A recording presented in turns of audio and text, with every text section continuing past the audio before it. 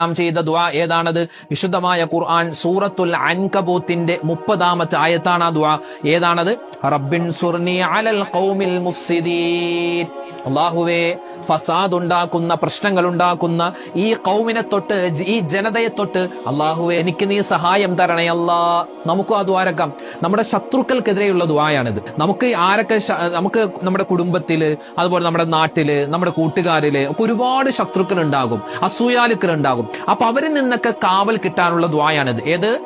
റബ്ബിൻസുർനി അലൽ ഖൗമിൽ മുഫ്സിദീൻ. അല്ലാഹുവേ, പടച്ചവനെ, ഈ മുഫ്സിദീങ്ങളായ, ഈ ഫസാദ് ഉണ്ടാക്കുന്ന, പ്രശ്നമുണ്ടാക്കുന്ന ഈ ജനതയെ തൊട്ട് നീ എന്നെ കാക്കണേ അല്ലാ. അത് വല്ലാത്തൊരു ദുആയാണ്. അത് പഠിച്ചു വെച്ചോട്ടോ.